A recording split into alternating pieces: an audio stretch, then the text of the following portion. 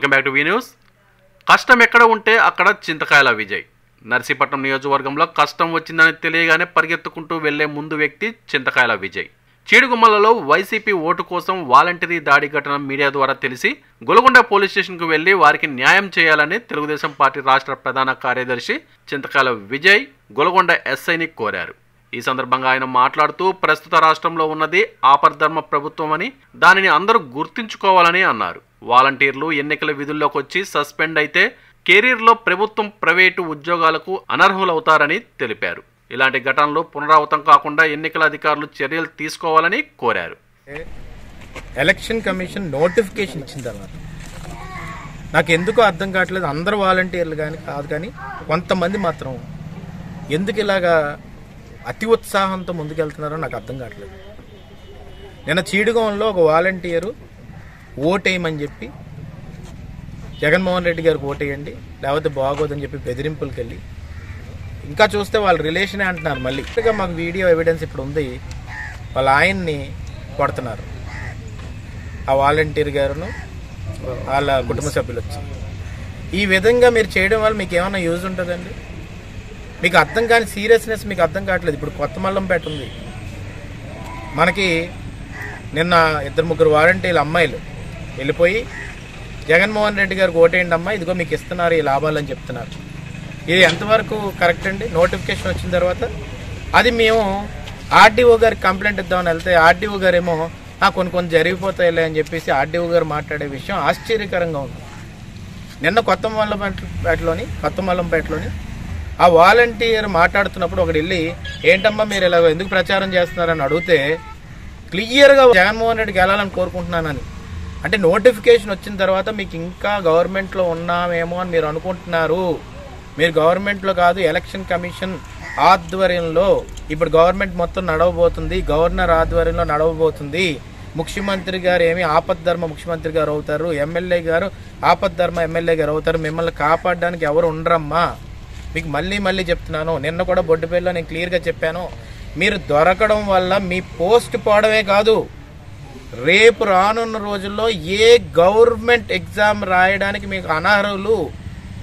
మీ private కంపెనీలకు వెళ్ళినప్పుడు మీ conduct సర్టిఫికెట్ని అడిగే విధంగా మీ బ్యాక్గ్రౌండ్ మొత్తం కూడా ఈ విధంగా చేశారు. ఎలక్షన్ సమయంలో వీళ్ళు సస్పెండ్ అయ్యారు, మీరు ఉద్యోగాల నుంచి తీసేశారు అనే విషయాన్ని ఏ ప్రైవేట్ కంపెనీలో అన్నా ఏ గవర్నమెంట్ ఎగ్జామ్స్కైనా మీరు వెళ్తున్నప్పుడు మీ ఉద్యోగాలు అక్కడ రావు, రాయడానికి అనర్హులు అవుతారు అని మీ భవిష్యత్ కోసమే నేను చిలక చెప్పినట్టు ప్రతిరోజు చెప్పుకుంటూ వస్తున్నాను. మీరు ఏదో చాలా సింపుల్గా జోక్గా తీసుకుంటున్నారు. మీరు చాలా చిన్న వయసులో ఉన్నారు, 18 ఏళ్ళు 22 ఏళ్ళు ఉన్నారు. మీరు దీని తర్వాత వాలంటీర్ ఉద్యోగం తర్వాత 5,000 వస్తుంది కదా అని చెప్పి 1 సంవత్సరం తర్వాత ఎప్పుడన్నా కానీ మీరు ఎక్కడికైనా ఉద్యోగాలకు వెళ్ళి ఇంటర్వ్యూలకు వెళ్ళినా కూడా అనర్హుల కింద ప్రకటించేస్తారు ఎలక్షన్ కమిషన్. కోసం కాదు, మీకోసం చెప్తున్నాను. ఇప్పుడు చీడుగంలో నిన్న ఒక వాలంటీర్ వెళ్ళి ఒక ఫ్యామిలీని ఇష్టం వచ్చినట్టు కొట్టడం కూడా వీడియో దొరికింది. నిన్న కొత్త మల్లపేటలో అమ్మాయి మాట్లాడుతున్నప్పుడు ఆ వీడియో మొత్తం స్టేట్ అంతా వైరల్ అయిపోయి వాళ్ళ మెయిన్ పేపర్స్లో వచ్చేసింది. కాబట్టి దయచేసి మిమ్మల్ని కోరుతుంది ఏంటంటే వాలంటీర్లు అందరూ అప్రమత్తంగా ఉండండి. ఇప్పుడు దెబ్బలు తిన్న ఫ్యామిలీకి కూడా న్యాయం జరగాలని చెప్పి రిక్వెస్ట్ చేయడానికి చెప్పి ఈరోజు ఎస్ఐ గారి దగ్గరికి నేను రావడం జరిగింది. ఎంపీడీఓ గారికి మళ్ళీ చెప్తున్నానండి, మీరు కొంచెం అర్జెంటుగా దృష్టి పెట్టాలి. ఈ మండలం నుంచి అన్ని బయటకు వస్తున్నాయి. రేపు రానున్న రోజుల్లో మీకు లీగల్ నోటీస్ కూడా పంపించడం జరుగుతుంది. అందరికీ లీగల్ నోటీసులు వస్తాయి. మీ ఉద్యోగాలు మీరు అనవసరంగా ప్రమాదంలో పడతాయి. ఇప్పటికన్నా కానీ మీరు దయచేసి, నేను మొన్న కూడా ఎమ్మెల్యే గారు చేశారు పని, ఒక చెత్త పని చేశాడు. వాలంటీర్లు అందరినీ వాళ్ళ ఇంటికి పిలిపించుకొని అయ్యా మీరు అందరూ మాకు పని చేయండి, మీకు ఒకళ్ళకి 5,000 రూపాయలు ఇస్తున్నా అని చెప్పేసి ఆశ పెట్టాడు. ఈ రోజు ఈ ఎమ్మెల్యే నేను చెప్తున్నాను, వాళ్ళు జీవితాలు నాశనం చేసాడు. ఇవాళ ఒక బీసీల అమ్మాయిల జీవితాలు రేపు ఉద్యోగాలు రాకుండా, గవర్నమెంట్ ఉద్యోగాలు రాకుండా, వాళ్ళు ఎగ్జామ్స్ కూడా రాయనివ్వకుండా వాళ్ళకి పనిష్మెంట్ వచ్చేలాగా ఇవాళ ఎమ్మెల్యే చేశాడు. వాళ్ళ జీవితాలు పోతే ఎమ్మెల్యేకి లెక్కలేదు. ఈరోజు సస్పెండ్ చేశారు కదా, ఉద్యోగాలను తీసేశారు కదా, మరి ఆ ఎమ్మెల్యే వచ్చి వాళ్ళు రక్షించాడండి? రక్షించలేడు. ఎందుకంటే తన దగ్గర పవర్. ఇప్పుడు నిన్న వాలంటీర్ వచ్చి కొట్టాడు, ఏమైనా రక్షిస్తారండి? మొన్న ఎవరో వైఎస్ఆర్సీపీ నాయకుడి మీద SC ST కేసు పట్టింది, దాన్ని రక్షించడానికి ఎమ్మెల్యే వచ్చాడండి? రాడు. ఎందుకు రాడంటే తన దగ్గర పవర్ లేదు, అడిగే సత్తా లేదు, దమ్ము లేదు. మీ ఉద్యోగాలు అనవసరంగా పోయాయి. పాపం ఆ బీసీ మహిళల జీవితాలు పాడు చేసాడు ఎమ్మెల్యే. కాబట్టి నేను వాలంటీర్లు అందరినీ మళ్ళీ నేను కోరుతున్నాను, మళ్ళీ రిపీట్ చేస్తున్నాను.